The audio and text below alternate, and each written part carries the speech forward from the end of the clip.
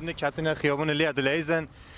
بدون ماسک و دستکش و رعایت نکردن نکات ایمنی که در معرض مستقیم خطر چالاکوانه که مدنی باجار ورمه نزی مهکه دیگل نزی 20 کسیندن لهوالن خو روزانه به گراک نوی باجاری داد زفران خلکی ج مترسین کرونا هایدار دکن و گلی بیاد با کرونا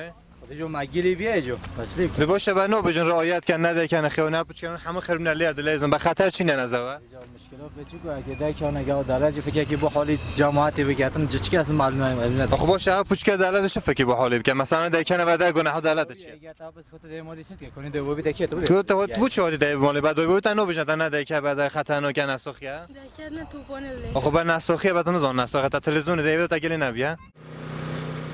چالاکوانن کلتوری و هنر کردی یا ورمه کمپینک بناوش کاندنا کرونا دامازراندنه دخوازن به ریا هوشیارکردن خلکی و علیکاری کردنوان و نهامتیه به ضررک کمتر یا مروی در باز بکن.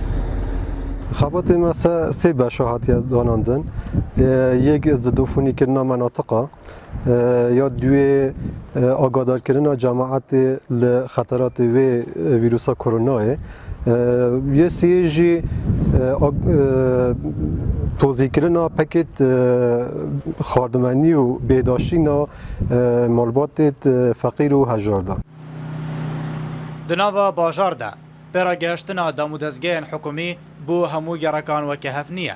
گرکین که هجار تیده دجین ین در دور باجار جه رکارن خوپاراستن جه کرونا هاتنه پشگوابتن اف چالاکوانه پیتر دچنه گرکین که بوی آوائینه تصمیمات ما بر به هندیه که تمام منطقه ارومیه مخصوصا منطقه که از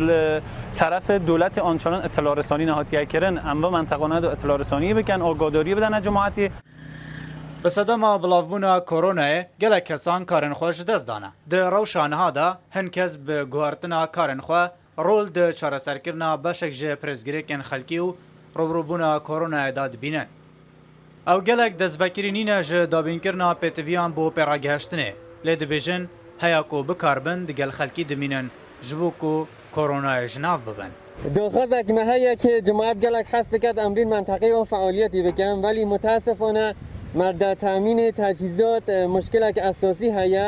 و وی بابت ام نشین گلک منطقه و فعال بن اگر خیر هون بشین هاریکاری و مجا بکن ام دشین تقریبا تمام مناطق و فعالیتی بکن ل پارێزگا ورمê Rojhilatê Kurdistanê heya niha 1195 kes bi koronayê ketine. Duê jimareyê de nihat kesan canê xwe ji dest daya. 541 kesên ku pêştir tûj bibûn zivrîne malên xwe. Li bajarê Wirmê navenda parêzgehê zortirîn jimareya qurbaniyan tê de hatiye tomar kirin.